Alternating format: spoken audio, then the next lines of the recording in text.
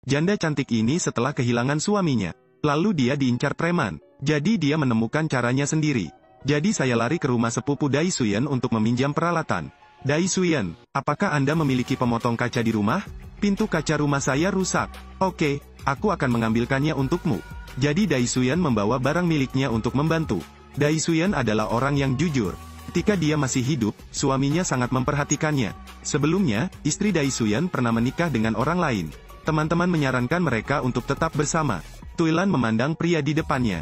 Menurutku ini adalah pilihan yang baik untuk hidup bersama. Sambil berpikir, bibi kedua masuk. Dai Suyen ada di sini. Ah, bibi kedua? Dai Suyen sangat bagus, dia tahu bagaimana melakukan segalanya. Bibi kedua datang untuk meminjam setrika. Sebelum pergi, dia terus berkata, cepat datang ke Dai Suyen. Dai Suyen sangat bagus. Dia benar-benar sangat baik. Kata-kata bibi kedua yang tidak disengaja, membuat Tuilan mempunyai perasaan yang berbeda. Dai Suyen memberitahu Tuilan hal itu. Jendela tersebut masih memiliki banyak celah yang perlu diisi. Biarkan saya pulang dan membeli cat dasar dan mengecat lebih banyak. Melihat pria itu pulang, dia berdiri di sana sambil berpikir sejenak. Esokan harinya, sahabatku Hatan menemukan Tuilan. Tahukah kamu kalau istri Dai Suyen punya pacar baru? Apa maksudmu? Apa yang saya maksud? Dia tidak bermaksud apa-apa. Lalu kenapa menyuruh orang memperbaiki pintu kaca? Kaca rumahku dipecahkan oleh seseorang. Hatan menyeret Tuilan ke pasar.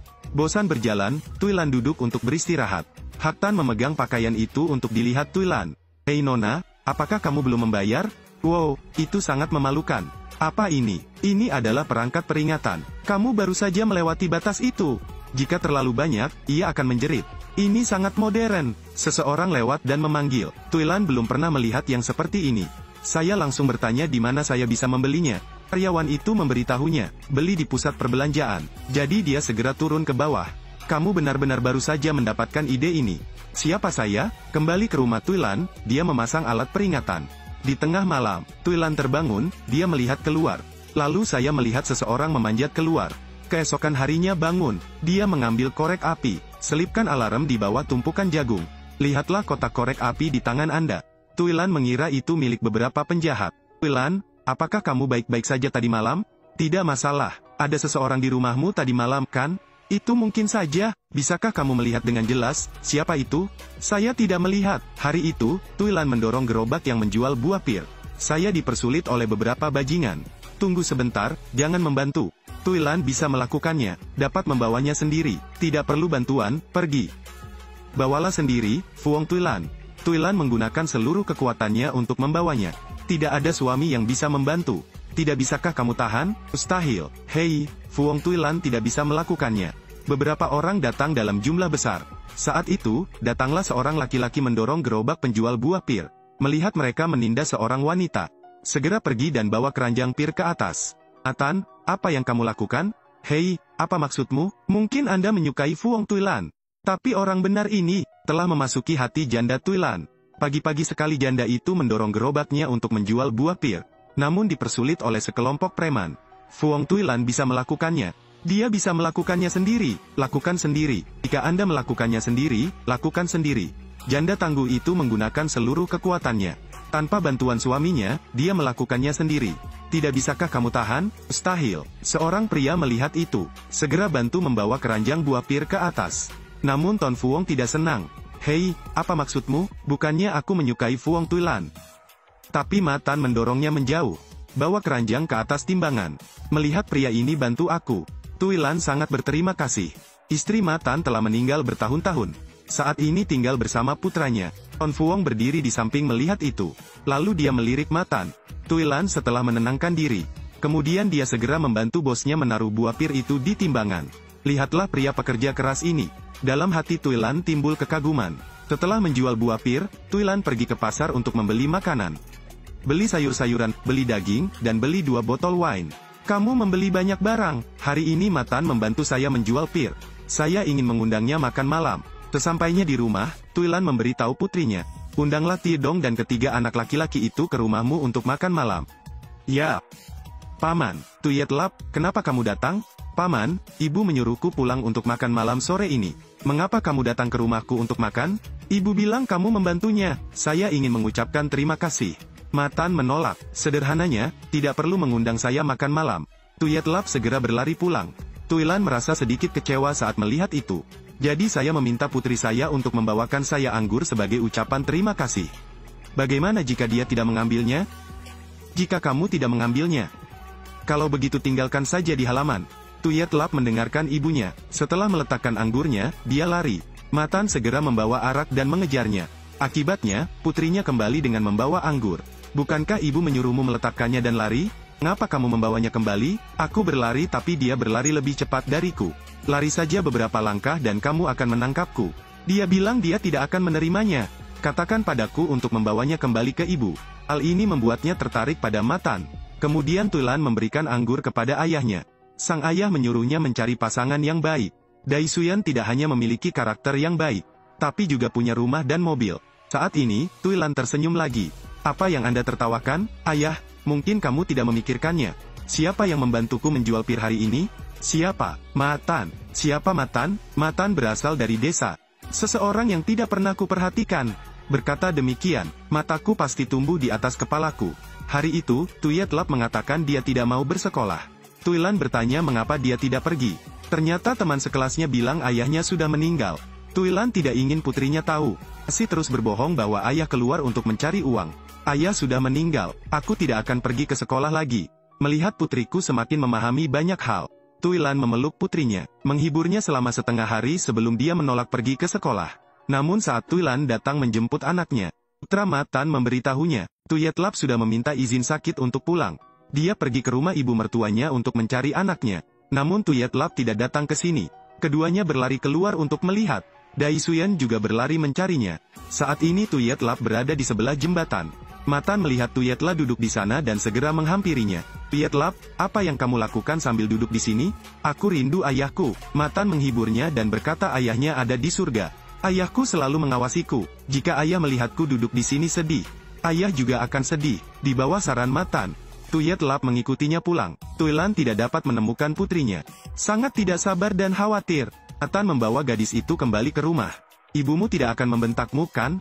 Saya yakin, buku tidak akan membentakku, Husi. Saat Tuilan bersiap untuk melanjutkan pencarian, kemudian Tuyet Lap berdiri di depannya. Tuilan dengan marah mengucapkan beberapa patah kata. Paman Matan bilang ibu tidak akan memarahimu. Itulah sebabnya aku baru saja kembali. Tuilan tahu bahwa Matan membawa pulang putrinya. Perasaan baik terhadap Matan kembali meningkat. Saat dia melihat ke jalan, wajahnya menunjukkan ekspresi kecewa. Keesokan harinya, Tuilan memeluk seikat tanaman kering. Bersiaplah untuk membawanya pulang sebagai kayu bakar. Namun karena terlalu berat, ia terjatuh. Matan bersepeda melewatinya dan melihatnya. Hei, biarkan aku. Hari itu, tentang menjual buah pir, terima kasih. Tidak perlu sopan. Bagaimana dengan cerita Tuyet Lap? Terima kasih atas bantuannya. Tuilan bermaksud menggunakan cerita itu untuk berteman dengan Matan. Namun pria itu tidak mengetahuinya. Naik sepeda Anda secara langsung. Aku bukan singa, kenapa kamu berlari begitu cepat? Tuilan menggunakan gerobak untuk membawa seikat besar kayu bakar. Tepat pada waktunya untuk melihat Matan lewat. Matan segera menghentikan mobilnya dan keluar untuk membantu. Hei, biarkan aku. Tuilan awalnya ingin berteman dengan Matan. Namun pria itu tidak tahu harus berbuat apa. Aku tersipu dan masuk ke dalam mobil lalu pergi. Tuilan mengucapkan beberapa patah kata dengan marah. Aku bukan singa, apa yang kamu lakukan begitu cepat? Matan melihat Kepuong. Jadi saya berlari kembali. Ternyata keduanya adalah kekasih masa kecil. Namun ibu Kepuong mengatakan mereka tidak cocok dalam usia. Jadi aku menikahkannya dengan orang lain. Kini istri Matan telah meninggal dunia. Kepuong juga sudah bercerai. Saat dua orang membicarakan masa lalu, Matan menyuruh Kepuong menunggunya sebentar. Dikatakan membawa bungkusan kayu bakar ke Tuilan. Mengetahui bungkusan kayu bakar itu dibawa ke rumahnya, dia cemburu dan pergi. Setelah Matan meletakkan bungkusan kayu bakar itu, kemudian dia segera berlari mencari Kepuong. Tapi ketika Matan kembali, dia sudah pergi. Dan Tuilan tidak bisa tidur. Pikirkanlah pria yang membantumu. Wajahnya tersenyum. Keesokan harinya, Tuilan mengutarakan pikirannya.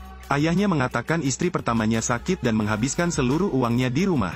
Jika demikian, Anda harus bekerja keras untuk mendapatkan uang. Ayahnya juga menyarankan dia untuk menikah dengan Daisuyan. Konon Daisuyan memiliki rumah dan mobil. Tapi Tuilan punya idenya sendiri. Saya hanya ingin menikah dengan Matan. Saya tidak akan menikah dengan orang lain. Saat ayahku pulang ke rumah, lalu tiba-tiba saya kram. Saat ini, Matan dan Kepuong lewat. Ada apa? Ada apa? Ini kram. Matan segera melepas sepatunya dan menggosok kakinya. Sesaat kemudian, kaki saya tidak sakit lagi. Matan bahkan membawakannya sepatu. Ayah, kamu benar-benar hebat. Matan dan Kepuong hendak pergi. Lalu kakinya kram lagi. Matan segera datang membantu lagi. Kali ini sudah sembuh total. Terima kasih banyak. Kamu berasal dari desa mana? Saya tinggal di desa Bak Liu.